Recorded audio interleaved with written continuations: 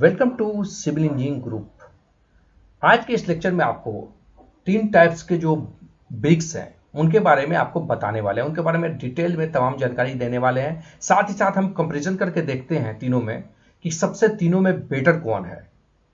इसमें आपको है रेड ब्रिक, जिसको क्ले ब्रिक भी हम कहते हैं, डबल एसी ब्लॉक और फ्लाई ऐश ब्रिक। इन तीनों में से अगर हमको मकान बनवाना हो तो किस ब्रिक से बनवाना चाहिए, ज्यादा अच्छा कौन सा ब्रिक है, सस्ता कौन सा है, ठीक है, किसके कंप्रेसिव स्ट्रेंथ किस ब्रिक के ज्यादा है। तो इन सब चीजों के बारे में आपको हम जानकारी देने वाले हैं इस लेक्चर में। तो लेक्चर को ध्यान से देखें और पूरा देखें, क्योंकि लेक्चर के आखिर में हम डिसाइड करेंगे, हम तमाम पॉइंट्स पर नजर डालने के बाद ये डिसाइड करेंगे कि इन तीनों में से बेटर कौन है, और साथ ही साथ हम ये भी देखेंगे कि अर्थक्वेक का इनसे क्या संबंध है। ठीक है, तो चलिए स्टार्ट करते हैं आज का लेक्चर और आपको बताते हैं इन तीनों ब्रिक्स के बारे में डिटेल में। सबसे पहले अगर बात करते हैं डबल एसी ब्लॉक की, ठीक है, डबल एसी ब्लॉक की अगर हम बात करते हैं, जैसा कि आप देख पा रहे हैं, तो इनके 4 साइज अवेलेबल है। डबल एसी ब्लॉक का फुल फॉर्म होता है ऑटोक्लेव एरिएटेड कंक्रीट ब्लॉक।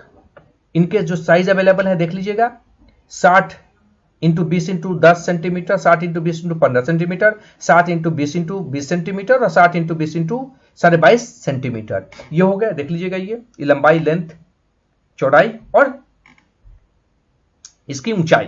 देखिएगा, ये ब्रिक चूंकि साइज में बड़े होते हैं और वेट में हल्के होते हैं, तो जब इनसे आप कोई कंस्ट्रक्शन बनाएंगे तो आपका डेड लोड जो है कम हो जाएगा, क्योंकि इनकी जो है साइज ज्यादा है और वेट कम है, मतलब रेड ब्रिक की तुलना में इनका वजन कम होता है। ठीक है, तो ये बहुत बड़ा फायदा है। ये हो गई साइज इनका, आप देख पा रहे हैं। तो इनसे अगर कोई कंस्ट्रक्शन हम बनाते हैं तो काम जल्दी जल्दी मेरा होगा, लेकिन अभी ये कहना जल्दीबाजी होगी कि ये बेटर है, क्योंकि अंत में हम आखिर में लेक्चर के हम किसी नतीजे पर पहुंचेंगे, और वो भी सारे पॉइंट्स को ध्यान में रख के। तो आप इसका साइज आपने देख लिया, ठीक है, सब साइज यहां अवेलेबल है। अब इनकी बात करते हैं हम डेंसिटी की। तो इनकी डेंसिटी आपको 651 से लेकर 750 केजी पर मीटर क्यूब, 751 से लेकर 850 केजी पर मीटर क्यूब और 851 से लेकर 1000 केजी पर मीटर क्यूब इनकी डेंसिटी हो गई। ठीक है, अगर इनकी कंप्रेसिव स्ट्रेंथ की अगर हम बात करते हैं तो 5 न्यूटन पर एमएम स्क्वायर या 5 मेगा पास्कल, तो इनकी कंप्रेसिव स्ट्रेंथ की बात करते हैं। ठीक है, तो आपको बता दिया हमने। देखिएगा, इनको अगर पानी में रखते हैं हम 24 आवर्स, तो ये अपने भार का, अपने वेट का 10% से ज्यादा पानी ऑब्जर्व नहीं करते हैं। ठीक है, जबकि अगर इनका बात करें फ्लाई ऐश ब्रिक की, तो वो भी 10 से लेकर 12% या 10 से लेकर 14% तक ही ऑब्जर्व करते हैं पानी को। बट अगर रेड ब्रिक है तो अपने वेट का, अपने भार का 20% तक पानी वो ऑब्जर्व कर सकते हैं। अगर सेकंड क्लास है तो वो 25% तक। तो इसमें क्या होता है कि रेड ब्रिक की तुलना में ये बेटर इसलिए भी है कि वो पानी को, अगर कोई मेरी दीवार बाहर बनी हुई है, डायरेक्ट वर्षा के संपर्क में आ रही है, तो पानी को लेने देने के बाद में अंदर रिलीज कर देते हैं, जिससे टपकने की समस्या जो है प्रॉब्लम पैदा हो जाती है। ठीक है, तो अभी हम बात कर लेते हैं। तो 10% से ज्यादा पानी नहीं ऑब्जर्व करते हैं अपने वेट का। अगर फायर रेसिस्टेंस की बात करें तो 4 घंटे काफी अच्छा है, 4 घंटे तक इनमें फायर रेसिस्टेंस होता है। ठीक है, अब इनके यूज की बात करते हैं। तो इनका यूज जो है हम हाई राइज बिल्डिंग में करते हैं, मतलब जो ऊंची ऊंची बिल्डिंग हमारी होगी वहां इसको हम करेंगे। क्योंकि इसलिए करते हैं क्योंकि इनका वेट कम होता है और एरिया ज्यादा होता है, तो जो डेड लोड है मेरा वो कम हो जाता है। तो हाई राइज में इनका हम यूज करेंगे। बट इनका जो है, इनका एक बहुत बड़ा डिमेरिट है कि इनको हम डीपीसी, डैम प्रूफ कोर्स के नीचे इनका यूज हम नहीं करते हैं, नहीं करना चाहिए। ठीक है, क्यों नहीं करना चाहिए इसके बारे में आपको नेक्स्ट लेक्चर में हम बताएंगे। बट इनका यूज याद रखिएगा, डीपीसी यानी कि डैम प्रूफ कोर्स के नीचे नहीं करना चाहिए। कर सकें तो प्लिंथ के नीचे इनका यूज नहीं करना चाहिए। ठीक है, तो इनके बहुत बड़े ये डिसएडवांटेज हो गए। ठीक है, अब हम बात करते हैं वॉल के जो मेरा चिनाई वर्क होता है उनके कोड के बारे में। तो इनका हर इंजीनियर को कोड याद होना चाहिए। तो अगर बात करते हैं इंडियन स्टैंडर्ड की कोड 6042 1985 में, तो देखिएगा मिनिमम, अगर आप थिकनेस बात करते हैं लोड बेयरिंग वाल के लिए तो आप देखिएगा यहां लिख दिया है हमने, और अगर minimum thickness non load bearing वाल के लिए तो ये भी हमने लिख दिया है। आपको बताते चलें कि जो है डबल एसी ब्लॉक जो होते हैं इनका यूज लोड बेयरिंग और नॉन लोड बेयरिंग दोनों वाले में किया जा सकता है। ठीक है, चूंकि इनका कंप्रेसिव स्ट्रेंथ काफी अच्छा है। और आपको ऐसा बता दिया था कि इनका यूज हम किसी भी हाल में ना तो फाउंडेशन में करेंगे ठीक है, और नहीं डैम प्रूफ बोर्ड के नीचे करेंगे, इनका यूज नहीं करेंगे। वहां चाहे तो हम फ्लाई एश ब्रिक का यूज करें या फिर रेड ब्रिक का यूज करें।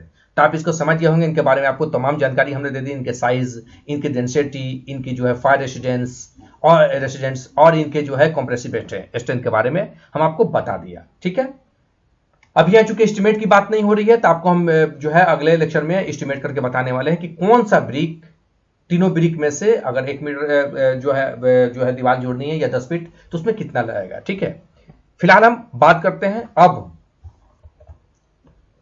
देखिएगा इन तीनों का, अब हम यहां बात कर लेते हैं कि तीनों में से किस ब्रिक से अगर हम कोई जो है वर्क करते हैं तो मेरा सस्ता कम खर्च आता है। देखिएगा यहां अब थोड़ा सा यहां आपको मैंने हिंट कर दिया नोट, तो अगर डबल एसी ब्लॉक से अगर हम बनाते हैं तो 1 मीटर क्यूब 1 मीटर क्यूब अगर वॉल्यूम में रहा है तो उसका कॉस्ट आता है 2500 से लेकर 3000।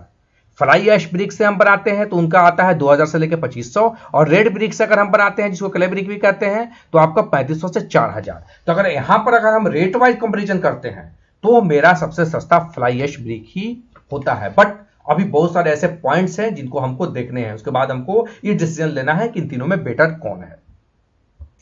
अब हम बात करते हैं फ्लाई ऐश ब्रिक की। तो फ्लाई ऐश ब्रिक की अगर बात करें तो एक बिल्डिंग मटेरियल है, एफएवी शॉर्ट फॉर्म इनका हो गया। इनके साइज की अगर हम बात करते हैं तो 23 centimetre into 15 centimetre into 8 centimetre, 23 centimetre into 15 centimetre into 10 centimetre और 23 centimetre into 11 centimetre into 60 centimetre 6 inch में।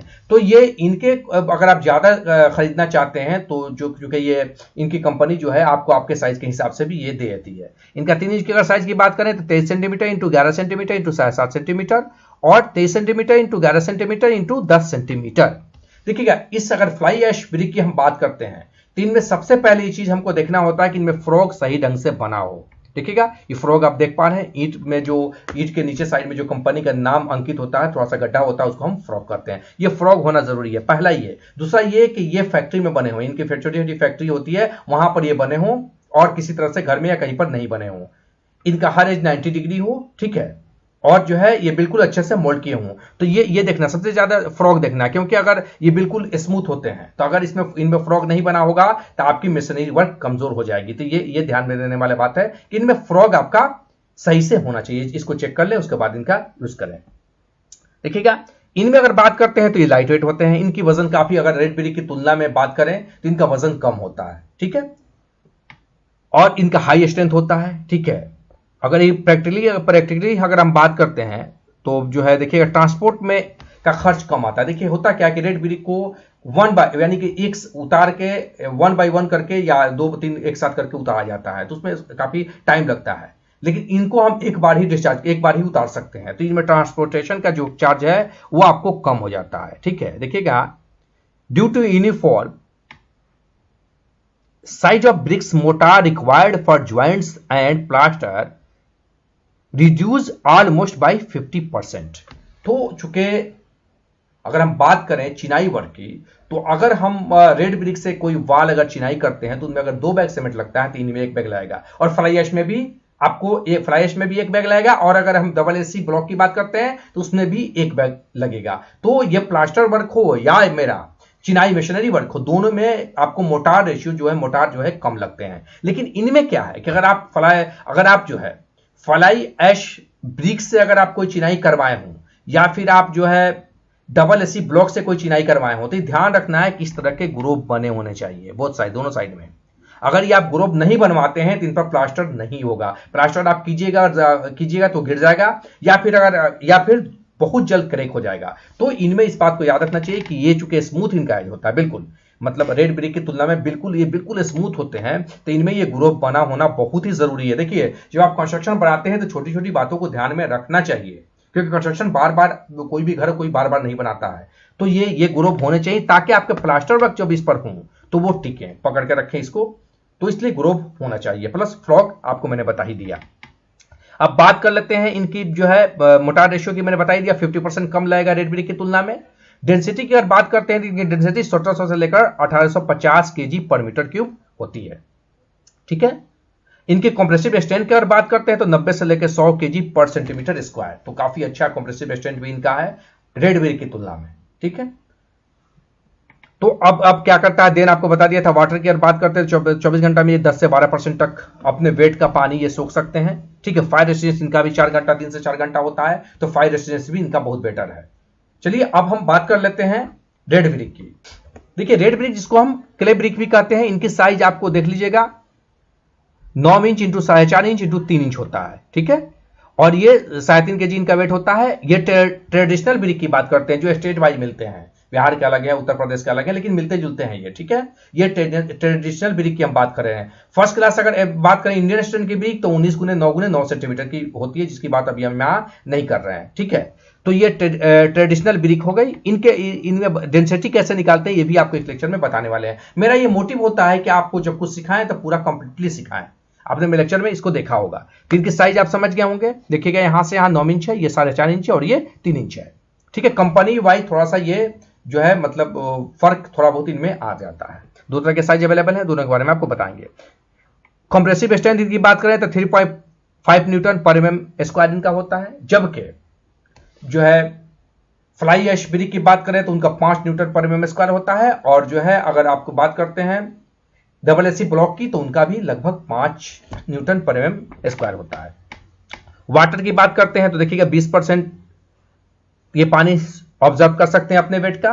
ठीक है, अब चलिए देखते हैं इनकी डेंसिटी कैसे हम निकालते हैं। देखिए डेंसिटी किसी भी ब्रिक का आपको निकालना है, इसलिए हम यहाँ आपको सिखा दे रहे हैं। तो क्या करेंगे, सबसे पहले हम वॉल्यूम निकालते हैं। तो volume of brick 9 inch into 4.5 inch into 3 inch, तो आपको 121.5 क्यूबिक इंच हो गया।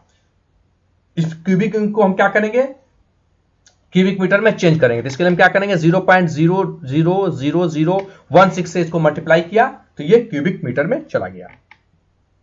तो देखिएगा इतना क्यूबिक मीटर हो गया।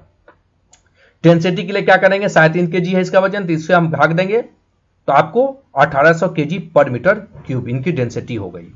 तो जो ब्रिक आज हम लिए हैं, अगर आपकी ब्रिक की साइज 9 इंच है, 4.5 इंच है, 3 इंच है और ये इनका वजन 3.5 kg है, तो डेंसिटी आपको 1800 kg पर मीटर क्यूब ये हो गई। दो तरह के साइज यहाँ है, देख लीजिएगा। एक हो गई 9 इंच, 3 इंच, 4.5 इंच और एक हो गया 225 mm, 75 mm और इधर से भी ये 75 mm।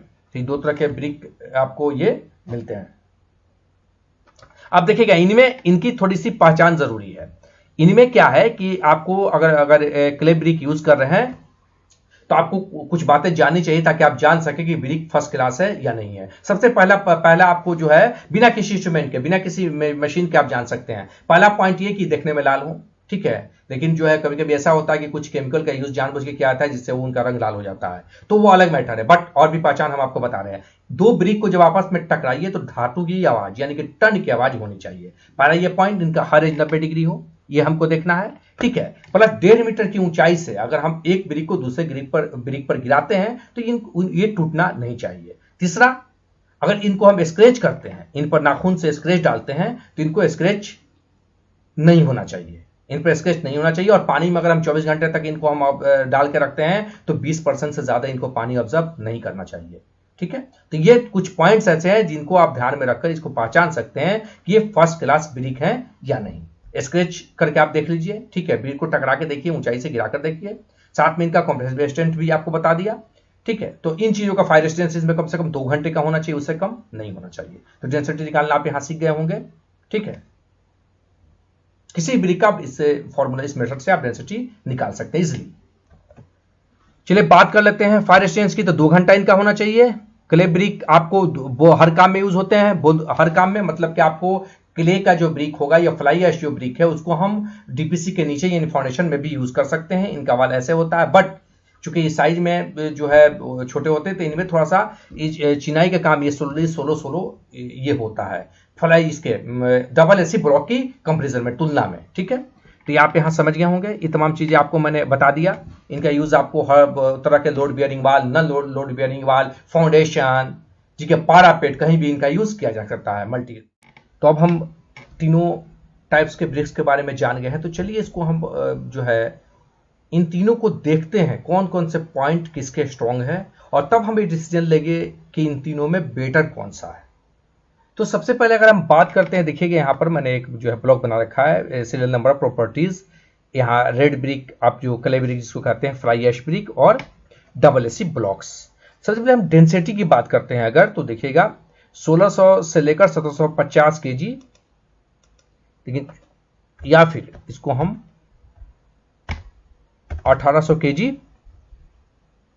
पर मीटर क्यूब इसकी डेंसिटी हो गई। और अगर फ्लाई ऐश ब्रिक की बात करते हैं तो 1700 से लेकर 1850 केजी पर मीटर क्यूब।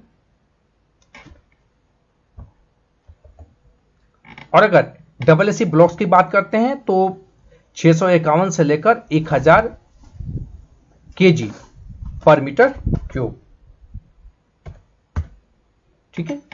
अब अगर इसकी कंप्रेसिव स्ट्रेंथ की अगर बात करते हैं तो देखिएगा रेड ब्रिक की जो क्ले ब्रिक होती है इसकी कंप्रेसिव स्ट्रेंथ 30 से 35 केजी पर सेंटीमीटर स्क्वायर।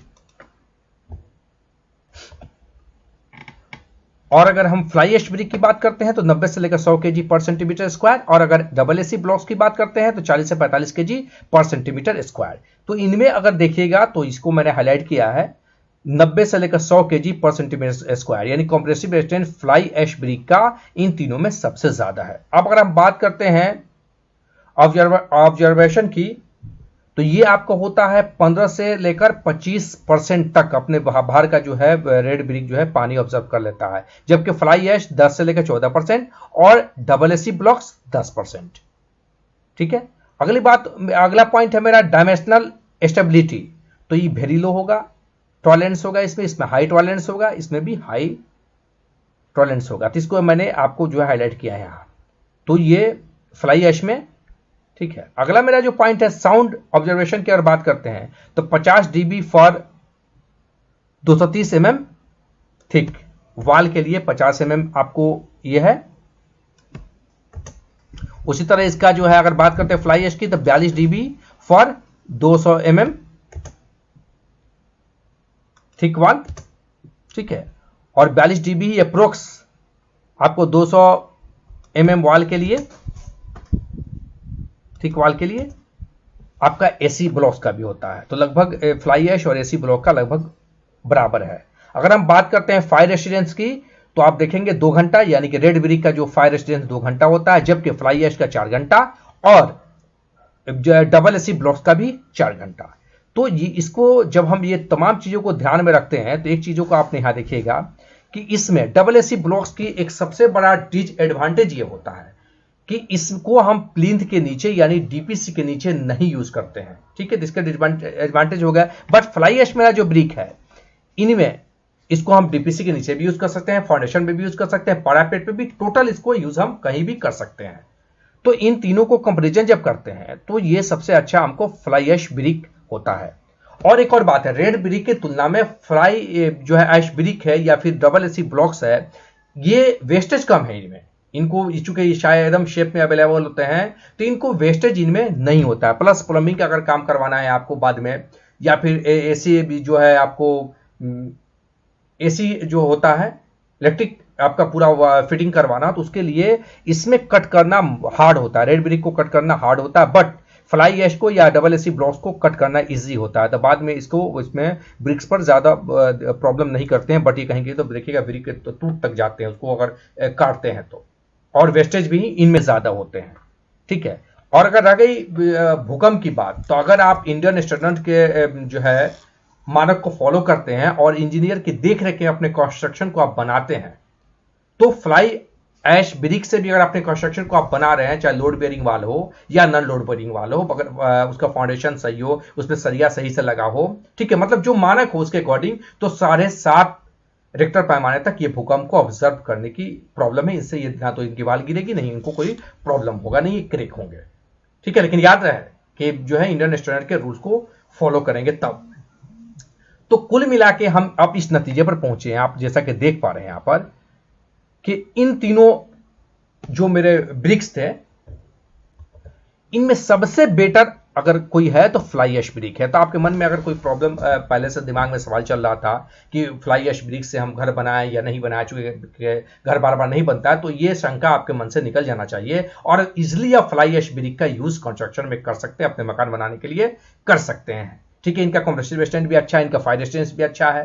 तो इनका जो है ऑब्जर्वेशन भी अच्छा है। तो कहीं ना कहीं ये इन तीनों में अगर बात करते हैं तो सबसे पुराने तो आपको रेडमी दिखेंगे, ये तो अभी नए आए हैं, लेकिन इसको एसी ब्लॉक्स भी आपको सही है, बट इनका यूज चूंकि प्रिंट के नीचे नहीं किया जाता है, तो आप चाहें तो इसको प्रिंट के नीचे यूज करें, उसके ऊपर आप डबल एसी ब्लॉक को यूज कर सकते हैं। तो सबसे बेटर मेरी नज़र में तमाम रिजल्ट्स आपके सामने हैं, ये आपको मैंने दे दिए हैं। डबल एसी जो है ब्लॉक्स और रेड ब्रिक, क्ले ब्रिक जिसको कहते हैं, और फ्लाई ऐश ब्रिक, तो इसमें सबसे बेटर है फ्लाई ऐश ब्रिक। आप इससे कंस्ट्रक्शन कर सकते हैं, ये सस्ता है, ड्यूरेबल है, आपको जो है आपके जो है जब चिनाई वर्क करते हैं तो मोटार आपका कम लगता है, इसमें वेस्टेज नहीं होते हैं, ट्रांसपोर्टेशन का खर्च बचता है इन दोनों में ही, तो आप इनका यूज इजिली कर सकते हैं। तो आई होप कि आप इसको अच्छे से समझ गए होंगे। शिकायत या सुझाव के लिए आप मुझे कमेंट कर सकते हैं। तो मिलते हैं अगले लेक्चर में। लेक्चर अच्छा लगा हो तो लाइक जरूर कीजिएगा, और अभी तक अगर आपने मेरे चैनल सिविल इंजीनियरिंग ग्रुप को सब्सक्राइब नहीं किया तो चैनल को सब्सक्राइब कर ले, बेल आइकन को प्रेस कर दें, ताकि मेरे चैनल पर आने वाले लेक्चर की नोटिफिकेशन सबसे पहले आपको जाए और आपको लेक्चर मिस न करें। अभी देश में कोविड-19 चल रहा है, उसका प्रकोप है, तो सोशल डिस्टेंसिंग के नियमों का पालन करें, बिना काम घर से बाहर न निकलें, सैनिटाइजर का यूज करें, मास्क जरूर लगाएं, और ऑनलाइन अपनी पढ़ाई को स्टार्ट रखें। मिलते हैं अगले लेक्चर में, तब तक के लिए good bye, that's all, take care.